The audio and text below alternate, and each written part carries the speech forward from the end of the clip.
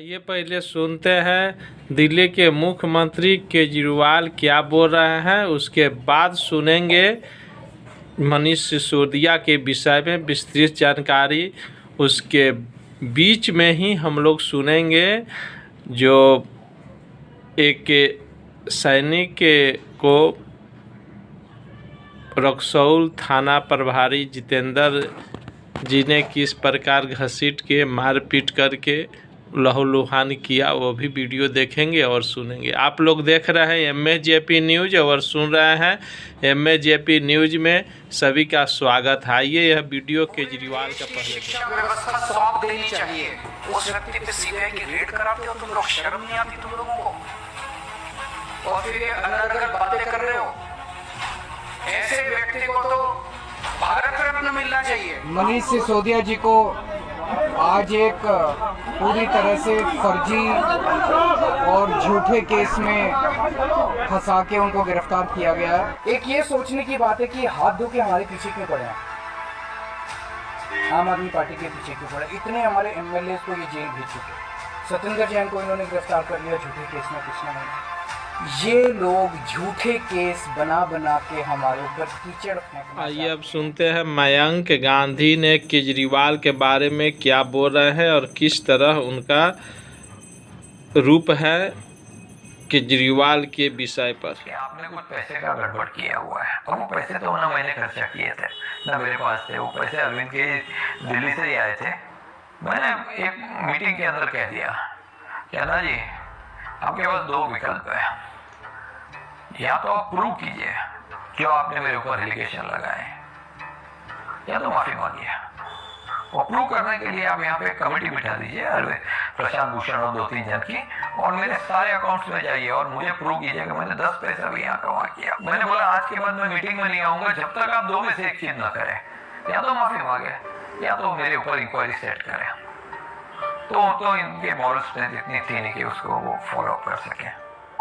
फिर अरविंद ने ये कहा कि अन्ना जी ये कह रहे हैं कि मयंक गांधी रहेगा तो मैं नहीं रहूंगा। हाँ, अरविंद ने मुझे कहा कि इस तरह की बात चल रही है अन्ना जी की तरफ से कि भाई या ये रहे या मैं रहूं। तो मैंने कहा देखो अरविंद, तुम यूज एंड थ्रो आदमी हो। आपने बोला? हाँ, मैं तो खुला ही बोलने वाला आदमी हूँ। मतलब आप यूज एंड थ्रो आदमी हो। इस समय में अगर आपको किसको थ्रो करना पड़े तो आप मुझे थ्रो कीजिएगा, क्योंकि अन्ना जी देश के लिए बहुत जरूरी है। मयंक गांधी कौन है यार, 100 आदमी नहीं जानते। तो उसने कहा बिल्कुल मयंक, तुम्हारी बात सही है, अगर ये आवश्यक पड़ा किसको निकालना तो मैं तुमको निकाल दूंगा। अरे मोस्ट वेलकम। बोले मैं जानता हूँ कि कुछ भी बात में दम नहीं है। बोला नहीं, देश के लिए करना है ना, तो देश के लिए मैं यूज एंड थ्रो होने के लिए तैयार था।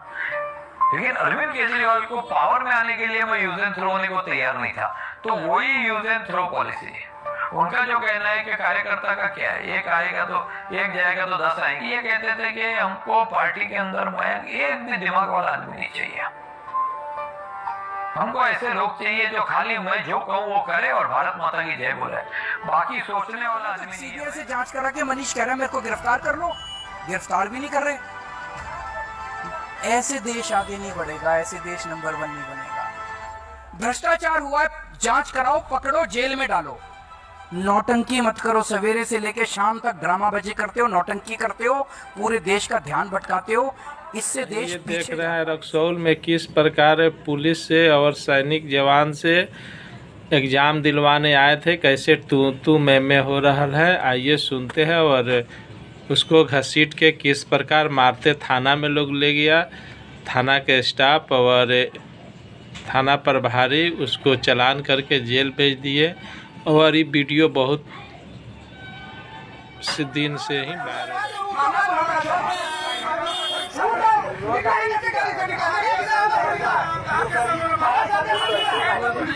हम सबसे भर्ती है हमारे कैसे बली पर हम बता रहे हैं।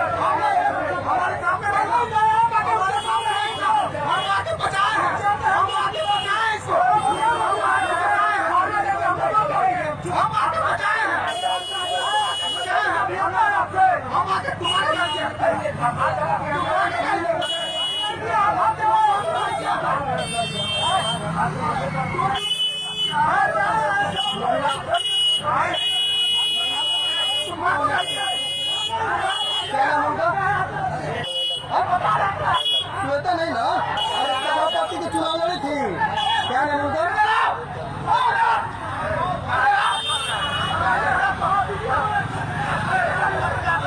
सभापति में नहीं लड़ी थी।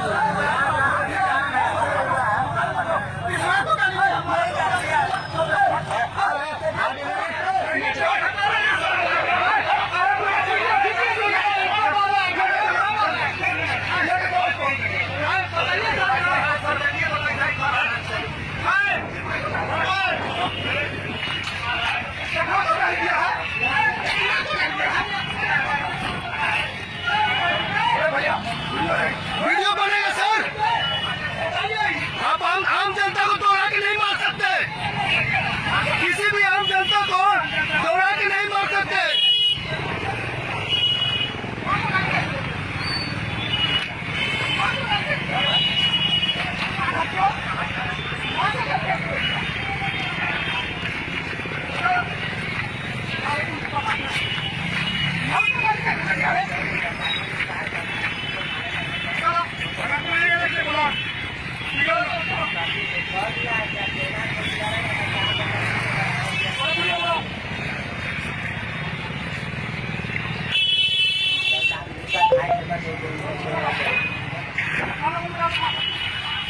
आंदोलन करना पड़ेगा, आम जनता को हो गया, खत्म कीजिए, कट कीजिए, बोलिए। नमाज के साथ पैसा निकल हो रहा है, सोते क्यों रहे हैं? देखिए क्या किया। ये बिहार के शिक्षा मंत्री के विषय में एक बेर और सुनते हैं, शिक्षा मंत्री क्या बोल रहे हैं। चंद्रशेखर बदल देना चाहिए। मैंने कहा कि जिस ब्रिटिश प्रणाली से हम संविधान को अंगीकार किए थे, हमने स्वीकार किया था, वहाँ अपने 4 प्रधानमंत्रियों को पार्टी ने बदला है पिछले 4 सालों में। भारत में क्यों नहीं हो सकता? बिहार में क्यों नहीं हो सकता? मनीष सिसोदिया के बारे में बता दे।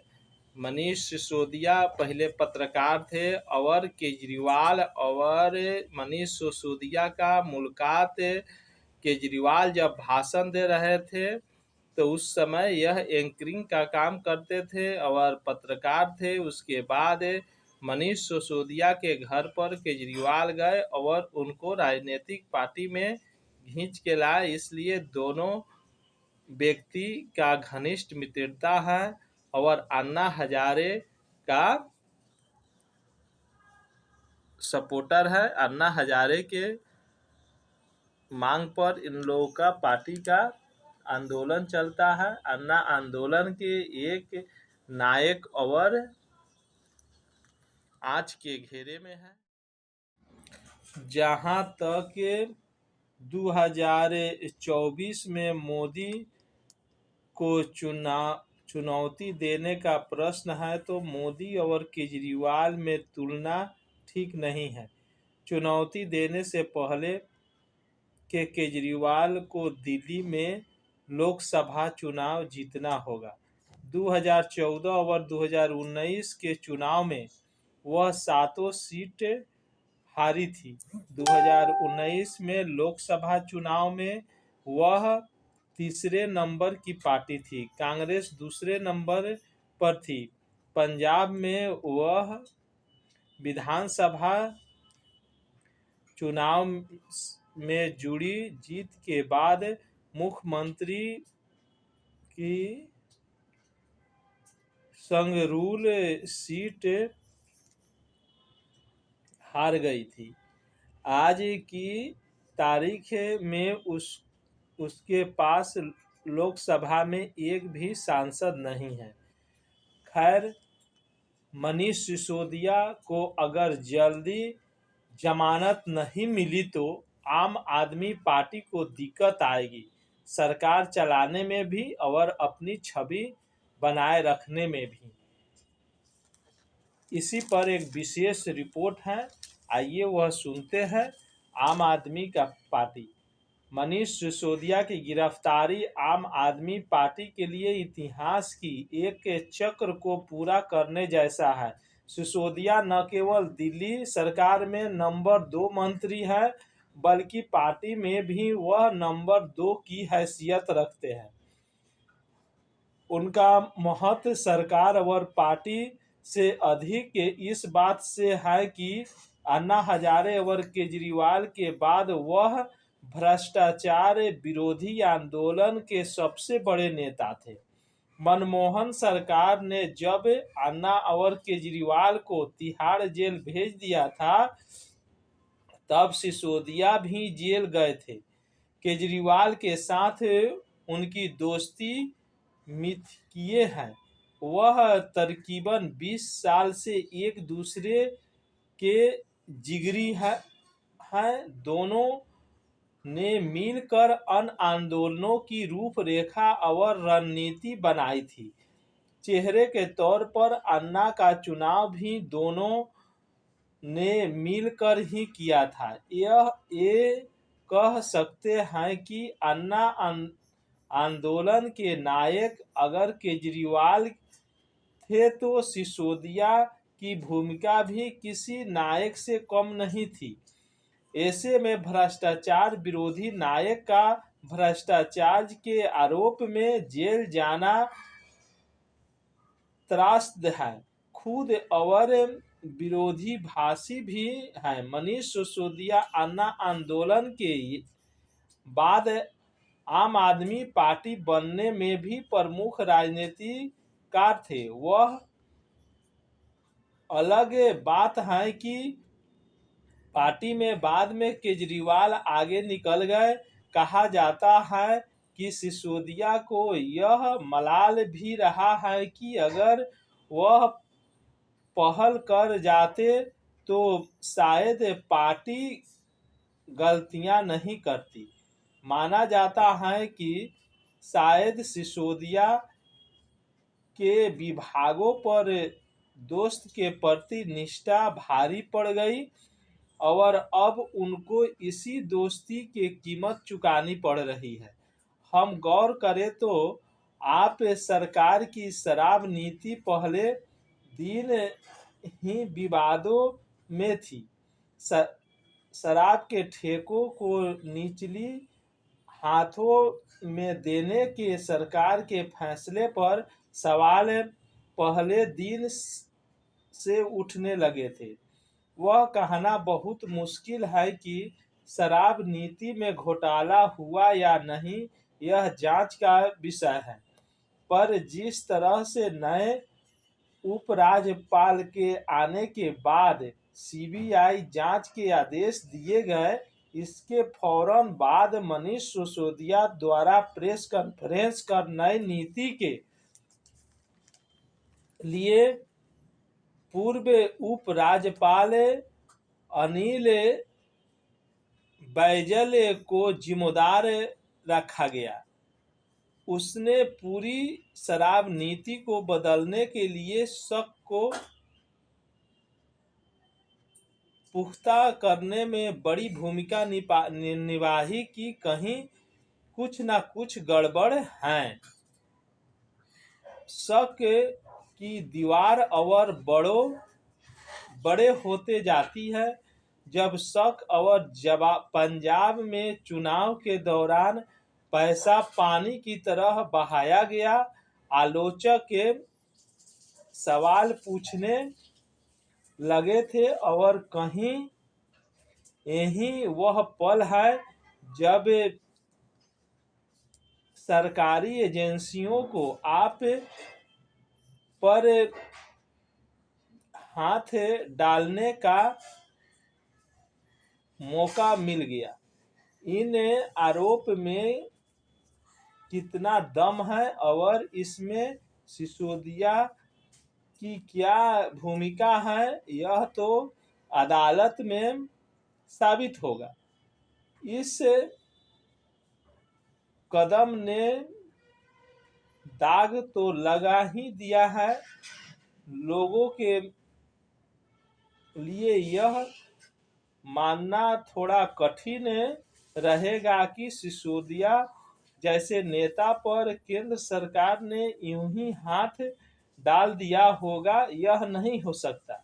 आम आदमी पार्टी 2010 के दशक में एक ऐसे विचार के तौर पर उभरी थी जिससे सत्ता व राजनीति के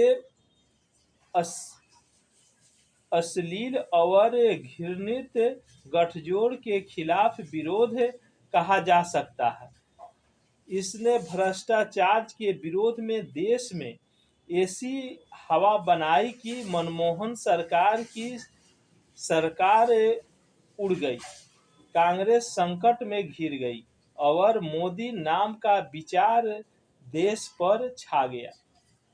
आप दरअसल विचार धारा के संकट से जूझे।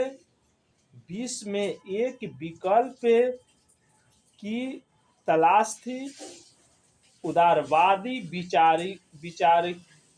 विचारिकों की में आई कमजोरियां का प्रतिकार थी, जिससे राजनीति की थी कि वह देश दुनिया को नई विश्व दृष्टि देगी। यह महज इत्तेफाक नहीं कि जब मोदी का अश्वमेध का घोड़ा दनादन फिर रहा था, तब प्रधानमंत्री के शहर दिल्ली में वह 70 में से 67 सीट जीत जाती है। 2020 में भी यह 82 सीट अपने जेब में डाल देती है। पंजाब में 117 में से 92 सीट पर कब्जा कर लेती है और पंजाब सरकार राजनीति के तमाम दिग्गज धूल फांकते नजर आते हैं। पंजाब में प्रकाश सिंह बादल और कैप्टन अमरिंदर सिंह की हार मामूली घटना नहीं थी। ऐसा इसलिए हुआ क्योंकि लोगों को आप में भविष्य दिखता था। लोग परंपरागत राजनीति के से बेहद खफा थे। राजनीति को मूल्यहीनता को सबक सिखाना चाहते थे। जनता को धोखा देने वाले से बदला लेना चाहते थे। मगर यदि वही लोग यह महसूस करने लगे कि यह अलग दिखने वाली पार्टी भी उसी रास्ते पर चल पड़ी निकली है, तो मोह भंग होना स्वाभाविक होगा। सिसोदिया की गिरफ्तारी इस प्रतिक्रिया को आगे बढ़ाएगी और इस नुकसान उनकी पार्टी को होगा। ऐसा इसलिए भी होगा क्योंकि आप भाजपा की तरह कोई संगठन ताकत नहीं है। वह भारतीय राजनीतिक में एक लहर की तरह है। आपको इस लहर को संगठित और अनुशासित करने के लिए संगठन बनाना चाहिए था। संघ की तरह काडर खड़ा करना चाहिए था। ऐसा नहीं हुआ और दूसरों की तरह यह पार्टी भी किसी तरह से चुनाव लड़ने और जीतने की मशीन बन गई। इससे उसकी नैतिक पूंजी कम होने लगी। आशंका है सिसोदिया की गिरफ्तारी इसे और काम करेगी। खैर, सिसोदिया की गिरफ्तारी पर आप माहौल बनाने की कोशिश करेगी। इसमें कितने कामयाब होगी कहना मुश्किल है। हाँ, अगर सिसोदिया को अदालत से जल्द जमानत नहीं मिली तो आपको दिक्कत आएगी। सरकार चलाने में भी और छवि के खेल में भी। सिसोदिया के पास 18 विभाग है और उन पर केजरीवाल आंख मूंदकर भरोसा करते हैं। जितेंद्र जैन के जेल जाने के बाद अब सिसोदिया की गिरफ्तारी दिल्ली सरकार को पंगु कर सकती है। विकल्प खोजना आसान नहीं होगा। कोई दो राय नहीं कि यह घटना आपको बड़ा झटका है और मोदी सरकार की अदावत उन्हें आगे भी इस झटके से उबरने नहीं देगी। केजरीवाल के कौशल और धैर्य की यह असली परीक्षा है। आप लोग देख रहे हैं MSJP न्यूज। MSJP न्यूज देखने के लिए बहुत बहुत धन्यवाद। सत्य, संघर्ष और अपना ज्ञान बढ़ाने के लिए देखते रहिए MSJP न्यूज। जय हिंद, भारत माता की जय। जय श्री राम, जय सीताराम, जय सिया राम, जय हिंद।